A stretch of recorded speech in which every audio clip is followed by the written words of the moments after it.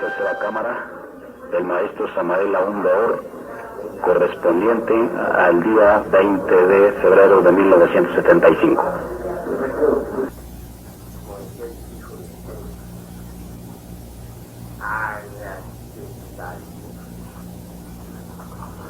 Y la luz fue ella. Esto no es algo que corresponde a un pasado remotísimo. No. Este tremendo principio genesíaco del primer instante no cambia de tiempo jamás. Es tan eterno como toda eternidad. Debemos tomarlo como una cruda realidad de instante en instante y de momento en momento. Recordemos nosotros a Goethe, el gran iniciado alemán. Antes de morir, sus últimas palabras fueron luz, más luz. Murió. Entre paréntesis, Goethe está ahora reencarnado en Holanda. Tiene cuerpo físico, pero esta vez no tiene cuerpo físico masculino, ahora tiene cuerpo físico femenino. Está casado con un príncipe holandés. Ahora es una dama holandesa de alta alcurnia.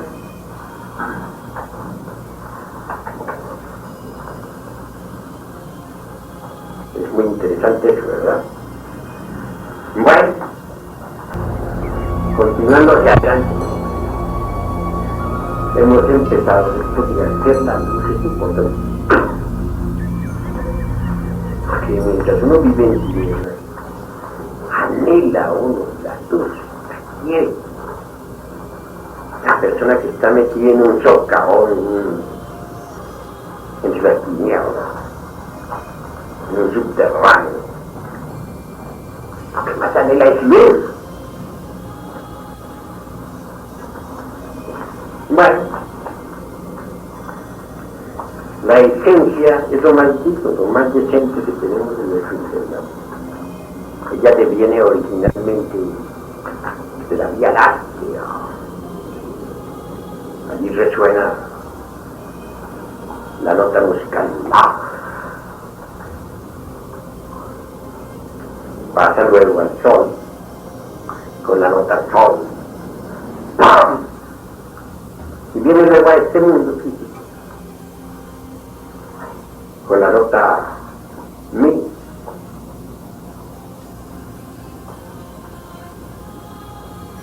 Es bella la esencia. Dijéramos una fracción del principio humano, crístico de uno, que es el alma humana, ¿no? Que normalmente mora en el mundo causal. Por eso, con justa razón, se dice de la esencia crística o de la conciencia crística. Y se dice que nuestra conciencia en Cristo podrá ser salvada, etcétera, etcétera. Todo eso es cierto, todo eso es verdad. Pero lo grave de nuestra conciencia, de nuestro centro, es que siendo tan precioso, poseyendo dones tan maravillosos, poderes naturales tan preciosos, está metida pues entre todos esos elementos indeseables, subjetivos, que desafortunadamente cargamos en nuestro interior. Es decir, está metida hablando en síntesis, un calabazo. Si la quiere la luz, ¿cómo? La anhelamos, no hay quien no anhele la luz. A no ser que ya esté demasiado perdido, cuando uno tiene alguna inspiración, que sea la luz. Y pues tiene que hacerla. Esto de hacer la luz es muy grave, porque implica destruir los receptáculos, calabozos, o hablando en fin del antro negro donde está metida, rescatarla, liberarla, extraerla de ahí, al fin de quedar uno como debe quedar, como una persona iluminada, como un verdadero vidente, como un verdadero ser luminoso. Gozar de esa plenitud que por naturaleza nos corresponde y a la que tenemos verdaderamente derecho. Que lo que sí sucede es que se necesita un heroísmo, una serie de actos de heroísmo tremendo para poder libertar nuestra alma, para poderla sacar de los calabozos donde está metida, para poderla robar a las tinieblas. Esto que estoy diciendo pues, sería interesante si ustedes lograran comprenderlo de verdad conscientemente, porque podría darse el caso de que escuchando no escucharan o no midieran, dijéramos, el sentido de las palabras que estoy diciendo. Hay que saber valorar estas palabras para entender pues lo que estoy afirmando. Rescatar al alma, sacarla de las tinieblas, es hermoso, pero no es fácil. Lo normal es que permanezca prisionera. Y no podrá uno gozar de una iluminación auténtica en tanto la esencia, la conciencia, el alma estén ahí embotelladas, esté prisionera. Eso es lograr. Entonces, se necesita forzosamente destruir, desintegrar heroicamente, con un heroísmo superior al de Napoleón en sus grandes batallas, o superior al de Morelos en su lucha por la libertad, etc. Heroísmo inigualable para poderle libertar la pobre alma, sacarla de las tinieblas.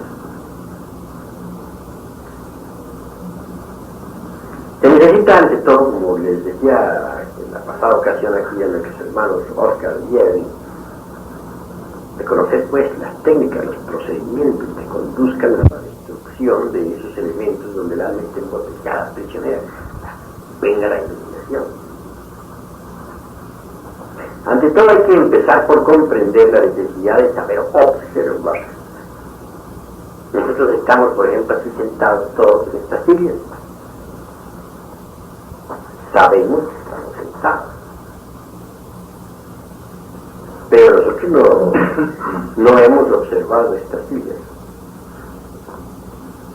En el primer caso tenemos el conocimiento de que estamos sentados en el mismo, pero observarlas ya es algo distinto. En el primer caso hay el conocimiento, pero no la observación. La observación requiere una concentración especial. Observar de qué está hecha, cuántos luego entrar en meditación, descubrir sus átomos, sus moléculas. Esto requiere ya, dijéramos, una atención dirigida. Saber uno que está sentado en una silla es una atención no dirigida, una atención pasiva. Pero observar las sillas ya sería una atención dirigida. Así también, nosotros podemos pensar mucho en nosotros mismos. Mas esto no quiere decir que estemos observando nuestros propios pensamientos. Observarlos es distinto, es diferente. Vivimos en un mundo de emociones inferiores. Cualquier cosa produce emociones de tipo inferior y sabemos que las tenemos, pero una cosa es saber que uno se encuentra en un estado negativo y otra cosa es observar el estado negativo en que se encuentra, que es algo completamente diferente. Veamos por ejemplo, en cierta ocasión un caballero le manifestó a un psicólogo. Le dijo, bueno, yo siento antipatía por determinada persona. Y le citó el nombre y apellido. El psicólogo le contestó, obsérvenla, observiste a esa persona. Respondió nuevamente el interrogador, ¿no? Dijo, pero yo ¿para qué observarlo? Si le conozco. Sacó como conclusión el psicólogo que no quería observar. Conocía pero no observaba. Conocer es una cosa y observar es otra cosa muy diferente. Uno puede conocer que tiene un pensamiento negativo, pero eso no significa que lo está observando.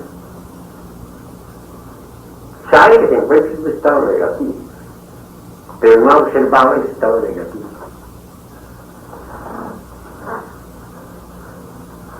En la vida práctica vemos nosotros que dentro de nosotros hay muchas cosas que deberían causarnos vergüenza.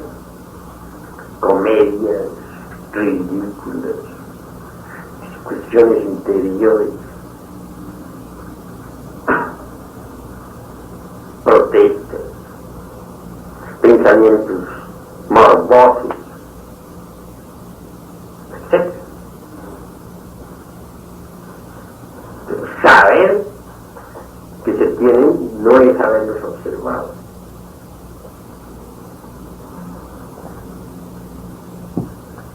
Alguien puede decir, sí, en este momento tengo un pensamiento morboso.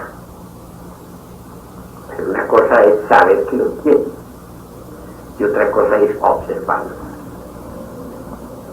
Totalmente diferente. Así pues, si uno quiere llegar a eliminar tal o cual elemento psicológico indeseable, primero que todo tiene que aprender a observar con el propósito de obtener un cambio. Porque ciertamente si uno no se aprende a auto-observar, cualquier posibilidad de cambio se hace imposible.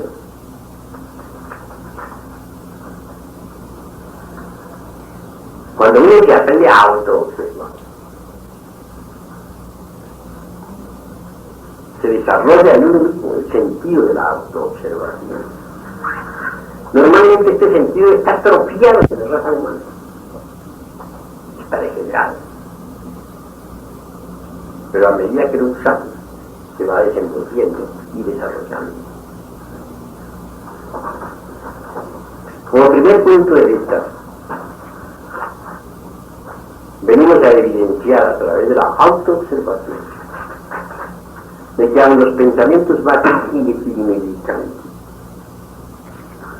o las comedias más ridículas que interiormente se suceden y que nunca se exteriorizan no son propias, son creadas por otros, por los yoes. Lo grave es identificarse uno con esas comedias, con esas ridiculeces, con esas protestas, con esas iras, etc. Si uno se identifica con cualquier escena interior de ellos, cobra más fuerza el yo que la produce. Y así cualquier posibilidad de eliminación se hace cada vez más difícil. De manera que la observación es vital cuando se trata de provocar un cambio radical en nosotros. Los distintos yoes que viven en el interior de nuestro psiquis son muy astutos, muy sagaces. Apelan muchas veces al rol nuestro de recuerdos que cargamos en el centro intelectual.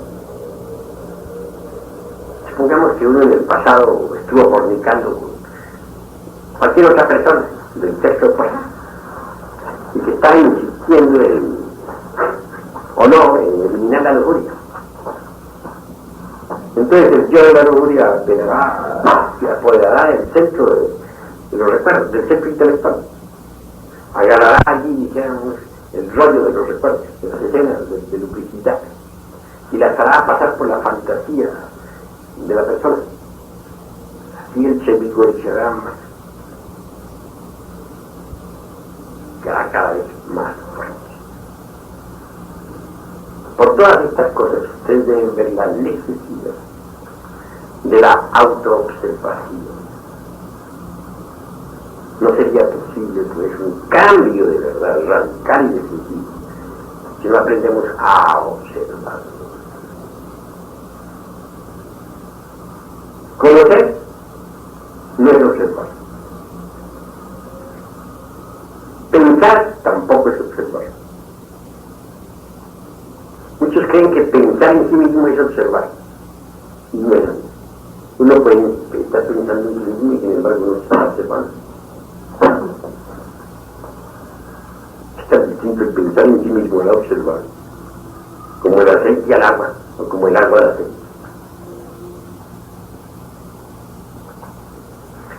Obviamente, no deben identificarse con ninguno de los yoes.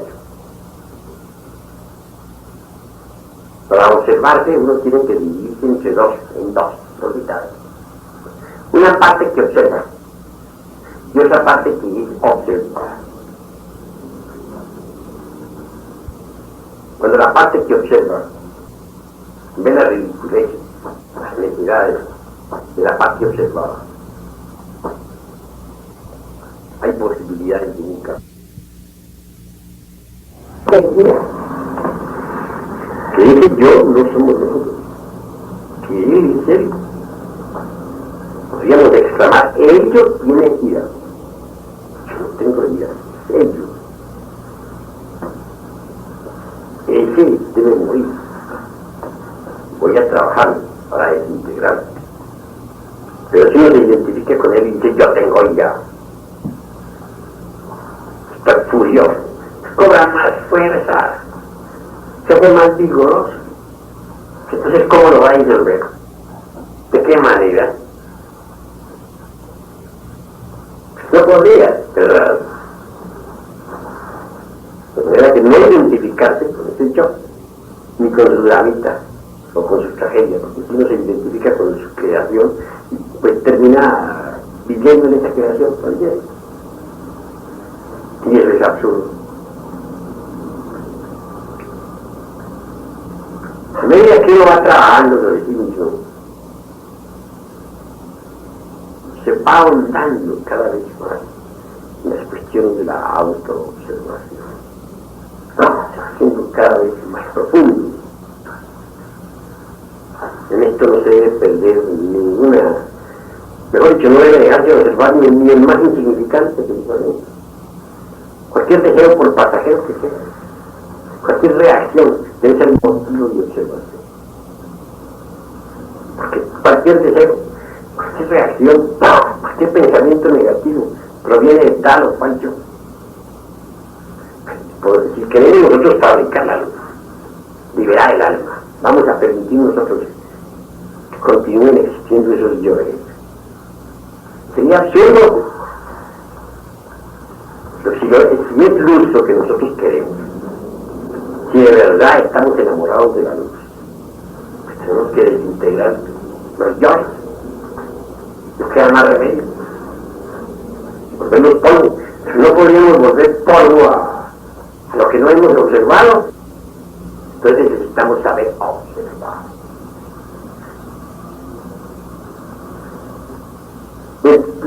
Tenemos también que cuidar la charla interior.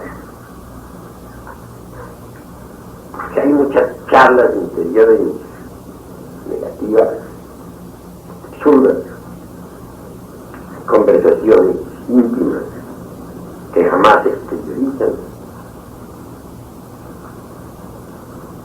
Y naturalmente necesitamos corregir esa charla interior, aprender a guardar silencio,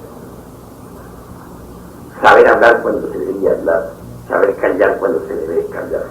Este es ley no solamente para el mundo físico, para el mundo exterior, sino sino también para el mundo interior. Las charlas interiores negativas más tarde se vienen a exteriorizar físicamente. Por eso es que es tan importante eliminar la charla negativa interior, porque perjudica. Hay que aprender a guardar el silencio interior. Normalmente se entiende por silencio mental, cuando uno vacía la mente de toda clase de pensamientos, cuando uno logra la quietud y silencio de la mente a través de la meditación, etc. Pero hay otra clase de silencio. Supongamos que se nos presenta ante nosotros un caso de juicio crítico con relación a un semejante, sin embargo mentalmente guardamos silencio. No juzgamos, no condenamos. Pero nos callamos tanto externamente como internamente. En este caso, pues, hay silencio interior. Los hechos de la vida práctica, al fin y al cabo, deben mantenerse en íntima correspondencia con una conducta interior perfecta. Cuando los hechos de la vida práctica pues concuerden con una conducta interior perfecta, señal de que ya vamos nosotros creando en sí mismos el famoso cuerpo mental. Ponemos distintas partes de un radio, por eso, o de una grabadora de estas, por ejemplo, sobre una mesa, no sabemos nada de electrónica, pues tampoco podremos captar las distintas vibraciones insonoras que pululan en el espacio, pero sí mediante la comprensión unimos las distintas partes. Tenemos el radio, tenemos el aparato que puede captar sonidos que de otra forma no captarían.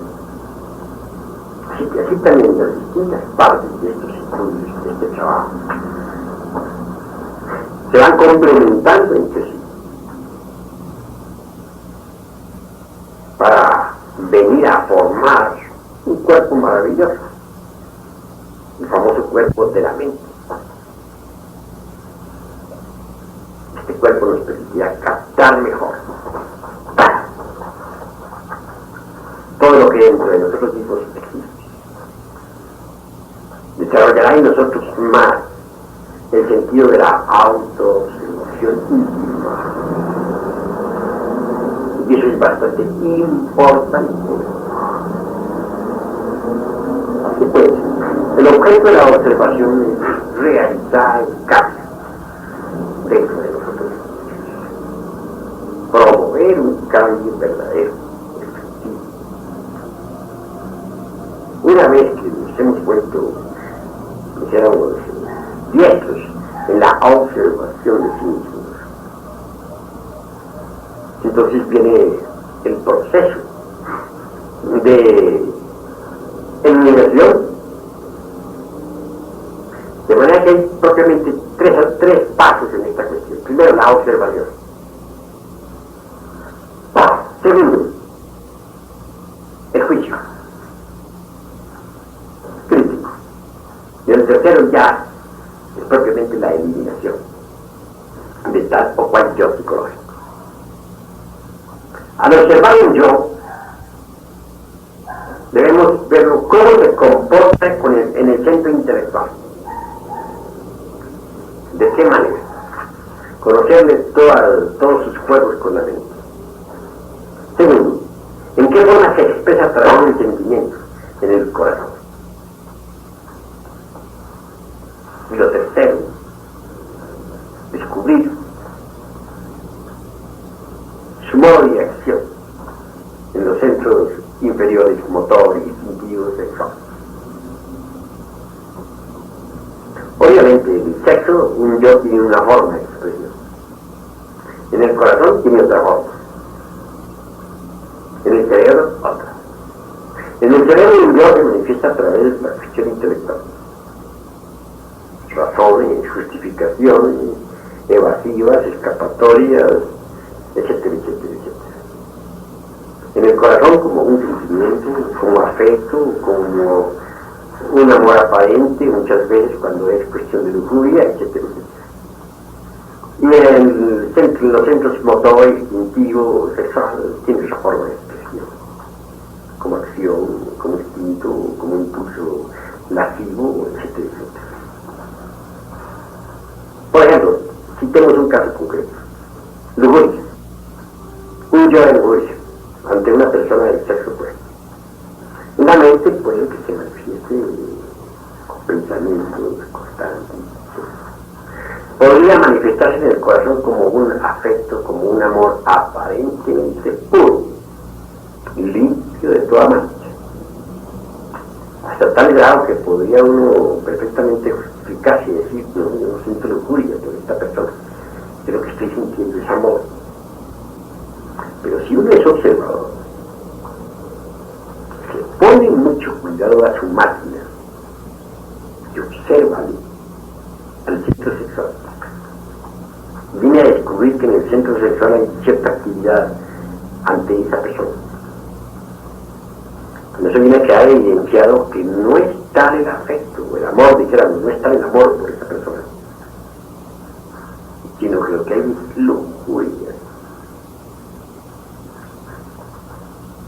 Pero vean cuán fino es el delito. Una lujuria puede perfectamente disfrazarse con el corazón, con el amor, con poner veras, etcétera, etcétera.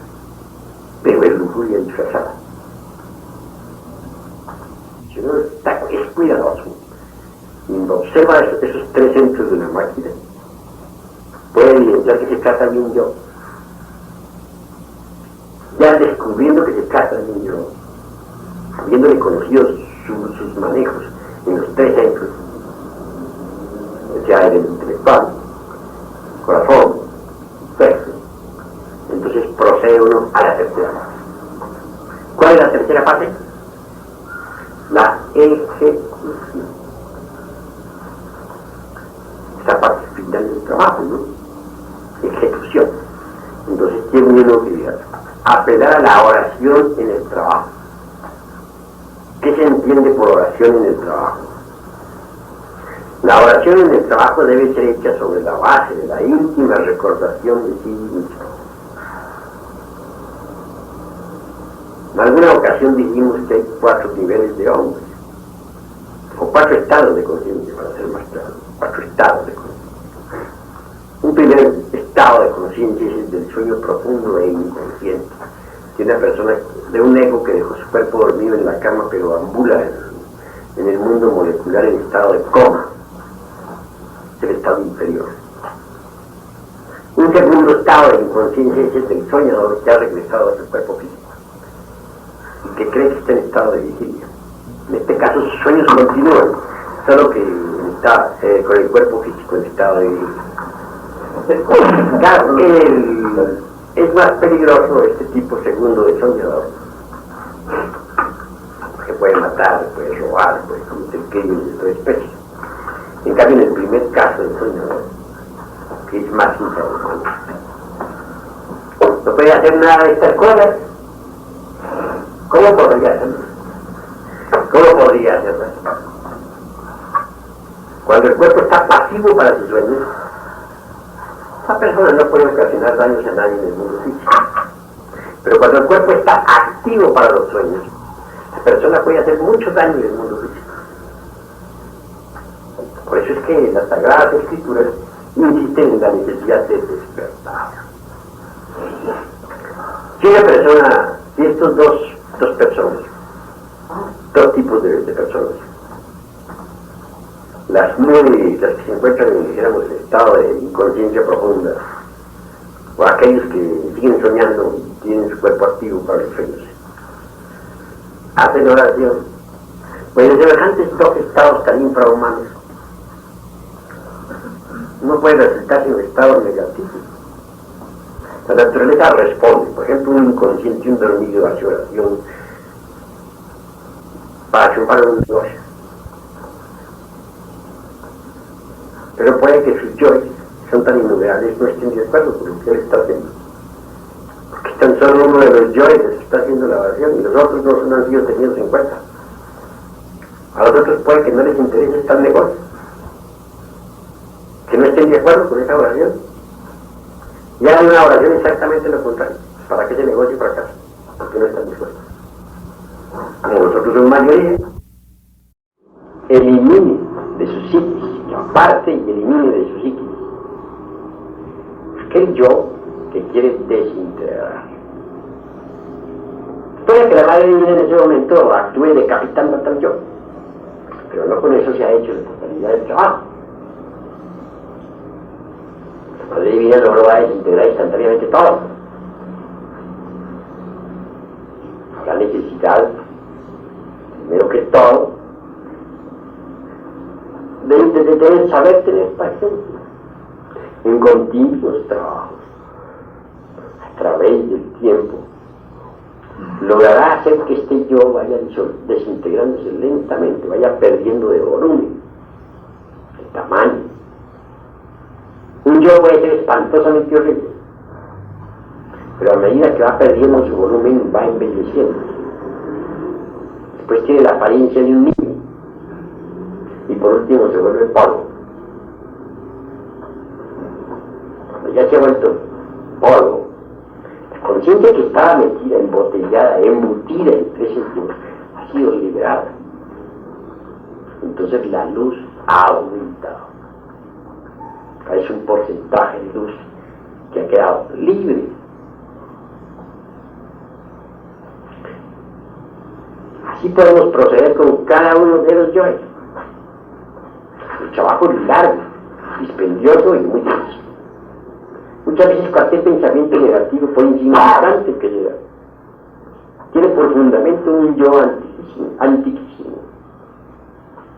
Por eso es que un pensamiento negativo que llegó a la mente nos indica, de hecho, que hay un yo detrás de ese pensamiento y que ese yo debe ser extirpado, erradicado de nuestras vidas. Hay que estudiarlo, conocer de sus manejos, cómo se comporta en los tres centros, en el intelectual, en el emocional y, hablando en síntesis, en el instintivo motor sexual. ¿De qué manera trabaja en cada uno de estos tres centros? De acuerdo con su comportamiento, uno lo va conociendo. Cuando uno ha desarrollado el sentido de la autoobservación, viene a evidenciar pues ello que algunos de esos yoes son espantosamente horribles. Son verdaderos monstruos, deformes, horripilantes, macabros, que viven, existen